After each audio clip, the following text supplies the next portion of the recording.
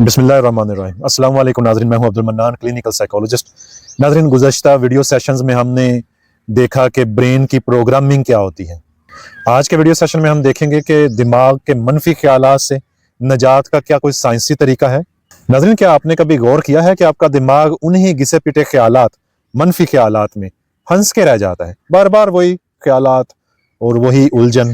क्यों कुछ लोग मामूली सी तनकीद से, जरा सी बात से अंदर तक टूट जाते हैं और कुछ लोग उनको फर्क ही नहीं पड़ता, बहुत मजबूत होते हैं जैसे, यानी शदीद तनकीद के बावजूद उनको फर्क नहीं पड़ता, खास शदीद मुश्किल हालात के बावजूद वो मजबूत रहते हैं। देखेंगे कि आजकल के नौजवानों में मोटिवेशन का और फोकस का इशू क्यों रहता है। ये चलती फिरती जिंदा लाशें बन के क्यों रह गए हैं। नाज़रीन, आप सोच रहे होंगे कि ये सुस्ती का शिकार हैं, इनमें विल पावर की कमी है। ऐसा बिल्कुल भी नहीं है, बल्कि आपका दिमाग मखसूस किस्म के पैटर्न्स और मखसूस किस्म की कंडीशनिंग में बंद होकर रह जाता है। देखेंगे दिमाग मनफी ख्यालात क्यों बनाता है, फिर हम देखेंगे कि डिस्ट्रेस टॉलरेंस क्या होती है, सेल्फ एस्टीम और नार्सिसिज्म का क्या ताल्लुक है, शून्य मेडिटेशन क्या है और सोशल मीडिया आपके दिमाग को कैसे प्रोग्राम करता है। और आखिर में कुछ साइकोलॉजिकल टूल्स की बात करेंगे जो आपको बहुत हेल्प दे सकते हैं। नंबर 1, दिमाग मनफी चीजों पर फोकस क्यों करता है ज्यादा। याद रखें कि इंसानी दिमाग सर्वाइवल के लिए बनाया गया था, ये कोई खुशो खुरम रहने के लिए नहीं बनाया गया था। इसीलिए हमारा दिमाग एक खास बायस रखता है, जिसे नेगेटिव बायस कहते हैं, यानी दिमाग अच्छे तजर्बात की निस्बत बुरे तजर्बात को ज्यादा याद रखता है। मिसाल के तौर पर, आप एक सोशल मीडिया पे एक पिक्चर या वीडियो पोस्ट करते हैं और उस वीडियो के लाइक्स कम आते हैं, व्यूज कम आते हैं, या उस वीडियो के नीचे 100 किस्म के अच्छे कमेंट्स आते हैं लेकिन 2 कमेंट नेगेटिव आते हैं। आपका दिमाग उन नेगेटिव कमेंट्स पे ज्यादा ध्यान देगा और फोकस करवाएगा।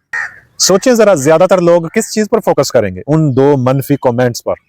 ये कोई कमजोरी नहीं है जो आपको है और बाकियों को नहीं है, बल्कि ये दिमाग की एक एवोल्यूशनरी प्रोग्रामिंग है। हजारों साल पहले इंसान को जंगलों में जिंदा रहने के लिए खतरात को पहचानना पड़ता था। डिस्ट्रेस टॉलरेंस क्या होता है? ये तकलीफ को बर्दाश्त करने का एक मैकेनिज्म है।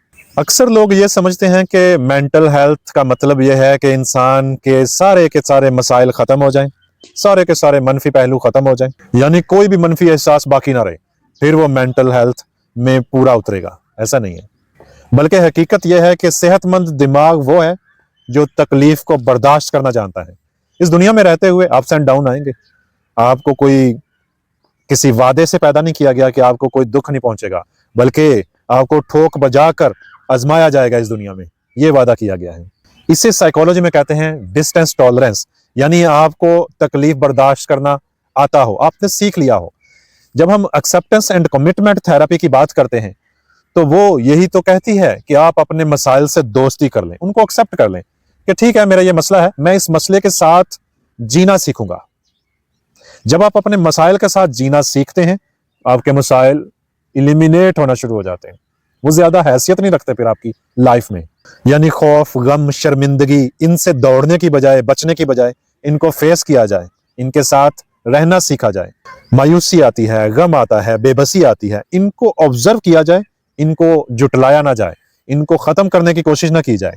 इसकी प्रैक्टिकल एग्जांपल यह है कि आपको जब शदीद किस्म की एंजाइटी हो, खौफ हो या एम्बैरेसमेंट हो, तो फौरन रिएक्ट ना करें, रिएक्शंस फौरन ना दें। थोड़ी देर रुकें और अपने आप से पूछें कि ये वाकया जिस्म में कहाँ रूनमा हो रहा है। ये जो मैं खौफजदा हूँ, ये जो मैं शर्मिंदगी में हूँ, मेरे जिस्म में ये कहाँ पे वाकया हो रहा है, कहाँ पे ये कोई गड़बड़ कर रहा है। ये एहसास जिस्म में कहाँ वाकया है? क्या गले में कुछ प्रॉब्लम क्रिएट कर रहा है? क्या मेरा सीना तंग हो रहा है? क्या मेरे सांस में दुश्वारी इस वजह से हो रही है? क्या मेरे सीने में या पेट में गिरा सी फील हो रही है मुझे? बस इस एहसास को ऑब्जर्व करना है। अक्सर चंद मिनट में इसकी शिद्दत कम हो जाती है। एक नौजवान थेरेपी के लिए आया, मैं यूनिवर्सिटी में पढ़ा रहा था, तो उसने अपना मसला डिस्कस किया कि मैं प्रेजेंटेशन नहीं दे पाता, मैं स्टेज पे नहीं जा पाता, कॉन्फिडेंस नहीं है, कोई रिकमेंड करें, कोई मेडिसिन दे दें, कुछ करें सर, मैं फेस नहीं कर पाता लोगों को। जब भी स्टेज पे जाता तो उसका दिल तेज धड़कना शुरू हो जाता, पसीने पसीने हो जाता वो, और उसे लगता था कि उसे कॉन्फिडेंस की दवा चाहिए, उसे उसका मसला यही है। लेकिन हमने उसके साथ सिंपल सी एक्सरसाइज की। जब आप एंशियस हों तो खुद से लड़ना नहीं है, उस सिनेरियो को, उस सिचुएशन को एज इज एक्सेप्ट कर लेना, एक्सेप्ट करना है और बस ऑब्जर्व करना है कि अच्छा, मेरे स्टेज पे आते ही मेरी सेंसेशंस चेंज हो गई हैं, मेरी टांगें लड़खड़ा रही हैं, बस ऑब्जर्व करना है, कुछ भी नहीं और करना। रिपीटेडली ये एक्सरसाइज आपको इससे निजात दिलाएगी, क्योंकि कुछ हफ्तों के बाद आपका दिमाग सीख लेगा कि ये एहसासात आपके लिए खतरनाक नहीं है। अब बात करेंगे सेल्फ एस्टीम और नार्सिसिज्म की। नाज़रीन, आजकल लोग सेल्फ एस्टीम बढ़ाने के चक्कर में खतरनाक हद तक नार्सिस्ट हो रहे हैं। वो अपनी वैल्यूज को डिफाइन करते हैं अपने कपड़ों से, अपने फॉलोअर्स से, अपने लाइक्स, कमेंट्स और शेयर से। यानी वो एक्सटर्नल वैलिडेशन की भूख बढ़ा बैठे हैं। लेकिन यही वजह है कि जब सेल्फ वर्थ दूसरों के हाथ में आप दे दोगे तो इससे इंसान अंदर से कमजोर हो जाता है कि कोई दूसरा डिसाइड करेगा कि वो कितने पानी में है, वो कैसे एहसासात का मालिक है, उसमें क्या खूबी है, क्या खामी है, दूसरे डिसाइड करेंगे। इसी वजह से कुछ लोग अपने अंदर की कमजोरियों को छुपाने के लिए नार्सिस्ट हो जाते हैं। यानी एक अजीब किस्म का सेल्फ लविंग एटीट्यूड, ज़ाहरी तौर पे अच्छा खुशनुमा सा दिखना, खुशनुमा सा दिखाना, लेकिन अंदर से इनसिक्योरिटीज। याद रखें, इंसान वो नहीं होता जो वो दिखा रहा होता है, बल्कि इंसान वो होता है जो वो छुपा रहा होता है।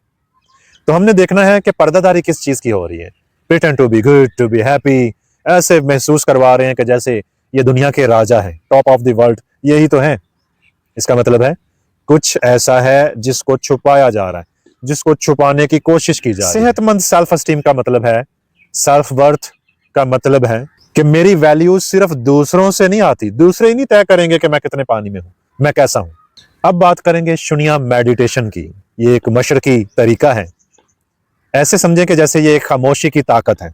कभी नोटिस किया है कि खामोशी में कितनी ताकत होती है? ठहराव, आपकी पर्सनैलिटी में अगर ठहराव हो, आप खामोश तबीयत हो, तो आप बड़े पावरफुल होते हैं, आपका ऑरा बड़ा स्ट्रांग होता है।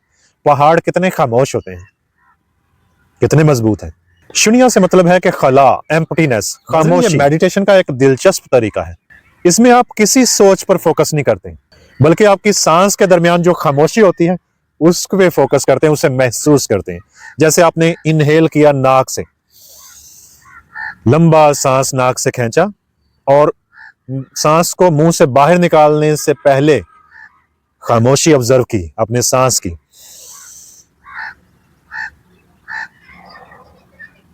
सांस को निकालना, सांस को लेना और सांस को निकालना, इनके दरमियान जो वक्फा है उस खामोशी को ऑब्जर्व करना है, उस पर फोकस करना है। नाज़रीन, ये जो खामोशी है, दो सांसों के दरमियान, सांस के लेने और छोड़ने के दरमियान जो एक लम्हा आता है, इस खामोशी पे अगर आप फोकस करेंगे और इसे नोटिस करेंगे, ऑब्जर्व करेंगे, तो ये प्रैक्टिस दिमाग को नैरेटिव आइडेंटिटी से बाहर निकालेगी। यानी वो कहानी जो हम अपने बारे में बताते हैं, मैंने ये कर दिया, मैंने वो कर दिया, मैं ये हूं, मैं वो हूं, नार्सिस्टिक टेंडेंसीज।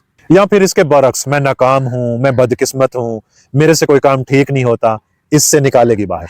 मैं हमेशा कमजोर हूं, मेरी किस्मत ही अच्छी नहीं। ये जितनी भी किस्मत की और बदकिस्मती की कहानियां, और आप अपना इनर सेल्फ और अपना एक नैरेटिव बना के फिर रहे होते हो, चाहे वो नार्सिस्टिक टेंडेंसीज हैं, चाहे वो बिल्कुल बिलो द एवरेज आप अपने आप को डिस्कस करते हो, अंडर एस्टिमेट करते हो, वो कहानियां कमजोर होना शुरू हो जाएंगी। संस्कारा, दिमाग की एक खामोश और पोशीदा प्रोग्रामिंग। हर तजर्बा, हर तकलीफ, हर मुश्किल, हर ताल्लुक दिमाग में एक इंप्रेशन छोड़ता है। मशरकी फिलॉसफी में इसे कहते हैं संस्कारा।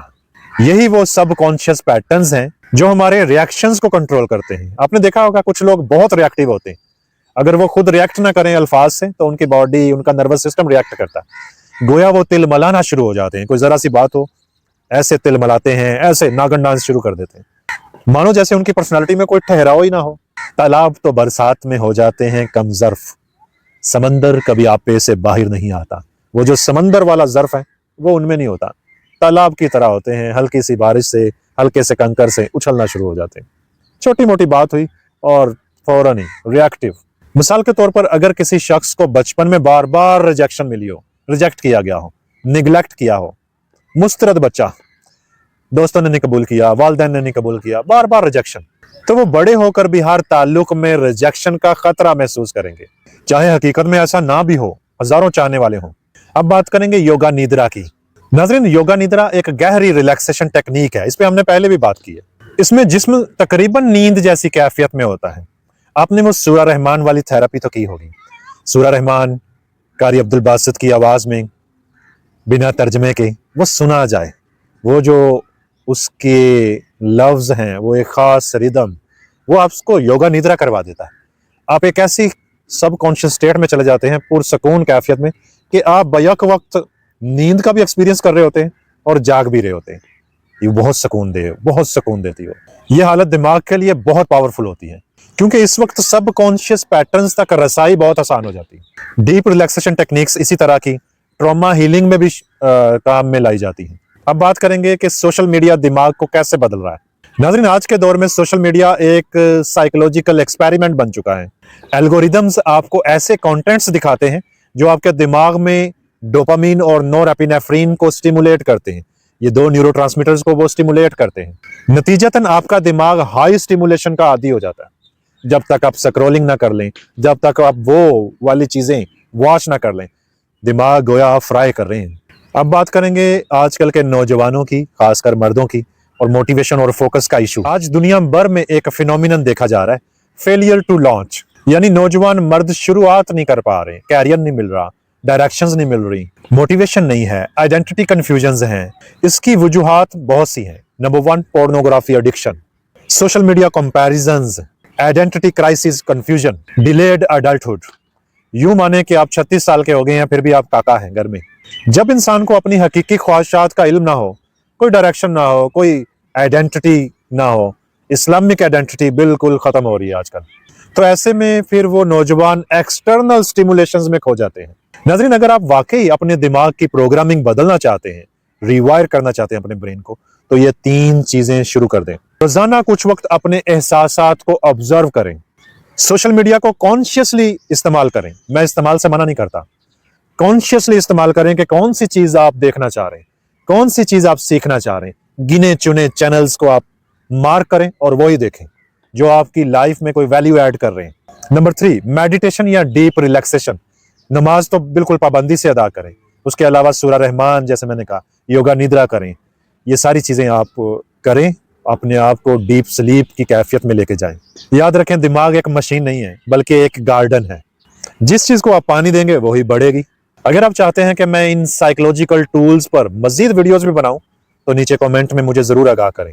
अगर ये वीडियो आपको मुफीद लगी है तो इसे जरूर शेयर करें, शायद इसी वीडियो से किसी का जहन बदल जाए।